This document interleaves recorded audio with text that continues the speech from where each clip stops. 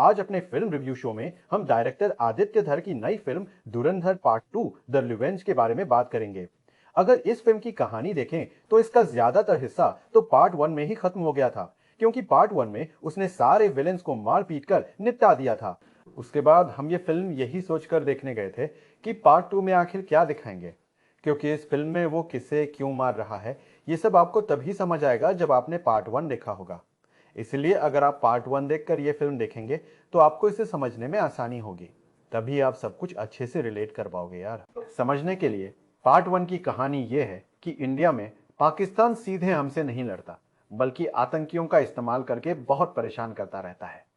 इसका जवाब देने के लिए इंडिया से एक जासूस भेजा जाता है, जो दुश्मन के नेटवर्क में घुसकर अंदर से उसे खत्म करने की कोशिश करता है। उस देश में दंगा फसाद करवाकर जानकारी निकालने के लिए जासूस भेजा गया होगा।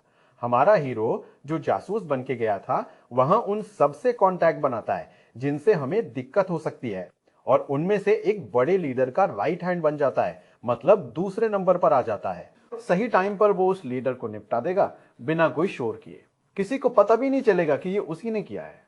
अब पार्ट 2 में देखोगे तो हीरो उसी दूसरे नंबर की पोजीशन पर ही रहता है, वहीं से अपना खेल बढ़ाता है। उस मेन विलेन की जगह उसका भाई होता है, जो ज्यादा खतरनाक होता है। हीरो उसे भी एक चाल चलकर अंदर भेज देता है, बिना सामने आए।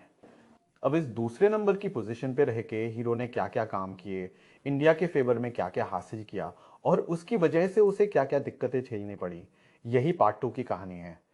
वैसे अपने यहाँ पार्ट 2 क्यों बनाते हैं?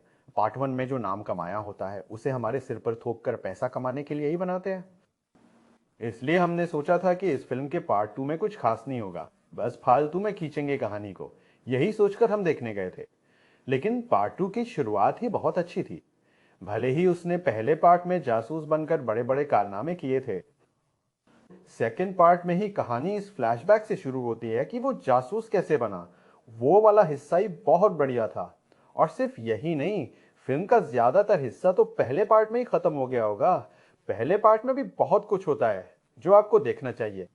हीरो कौन है, वो कहाँ गया, अंदर जाने के लिए उसने क्या क्या काम किए, विलेन कौन है और उसका बैकग्राउंड क्या है, ये दोनों कब मिले और कैसे एक दूसरे को जानने लगे। उसके बाद हीरो ने विलेन को चुपचाप हटाया, बिना किसी को पता चले। सच कहूं, अगर ये पता ही होता कि उसने किसी को चुपचाप निपटा दिया तो उस एक घटना को लेकर 4 घंटे की फिल्म बनाना आसान होता। लेकिन जब फिल्म सीधे पिछली कहानी के अंत से शुरू होती है और फिर भी 4 घंटे चलानी पड़ती है, तो भाई ये वाकई बहुत मुश्किल काम है। इस फिल्म में अगर आप ध्यान से देखो तो कहानी आधी से खुलती है, और फिर भी पूरे 4 घंटे तक उसे बनाए रखना कोई आसान काम नहीं है। मेन विलन तो निपट गया, अब दूसरा विलन उसकी जगह लेने वाला है। इस पॉइंट से भी कहानी शुरू करके छोटे मोटे विलनों के साथ भी इन्होंने कहानी को बड़े मजेदार और रोचक तरीके से आगे बढ़ाया।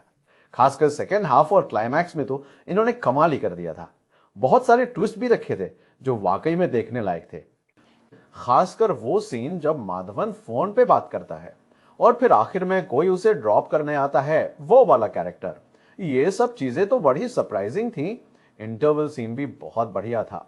फिल्म ठीक ठाक चल रही थी कि अचानक कुछ जबरदस्त हंसाने वाले सीन भी आ गए बीच में। याद है ना, अपने जी ने भी डीमोनेटाइजेशन लाया था, बोला था 500,000 के नोट अब नहीं चलेंगे, और कहा था कि काला धन खत्म कर देंगे, है ना। आज तक तो संगी लोग भी थक गए हैं ये समझाते समझाते कि उसने ऐसा क्यों किया। और फिल्म के डायरेक्टर ने भी पता है क्या किया, अचानक से एक भूतिया कहानी घुसा दी उसमें। जो ना समझ है वो तो ताली बजा रहे हैं और सीटी मार रहे हैं। समझदार अपने आप जोर जोर से हंस रहे थे, पूरा उधम करते हुए। सही जोरदार प्रतिक्रिया थी। फिल्म के म्यूजिक में ज्यादा मेहनत नहीं दिखी, ठीक ठाक था, पर टैरेंटिनो स्टाइल में। पुराने गाने उठा उठा के फिल्म में घुसा दिए, अरबी गाने, बोनियम गाने, कुछ नहीं छोड़ा। सब सही सिचुएशन में डाले थे और बड़ा मजेदार बना दिया था। तो अगर पूछो ये फिल्म कैसी है, तो भाई ये एक स्पाई थ्रिलर है। अब तक जितनी भी स्पाई थ्रिलर आई है ना, उन सब के सीन उठा के इस फिल्म में भर दिए हैं।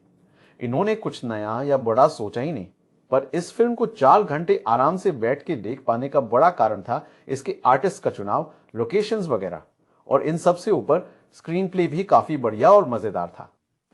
अगर तुम हर किसी से पूछोगे ना कि ये फिल्म कैसी है, तो सब अलग अलग बताएंगे, पर एक बात है जो सब मिलके जरूर बोलेंगे, वो ये कि पता ही नहीं चला 4 घंटे की फिल्म कब इतनी जल्दी खत्म हो गई। GT Holidays, दक्षिण की नंबर 1 कंपनी।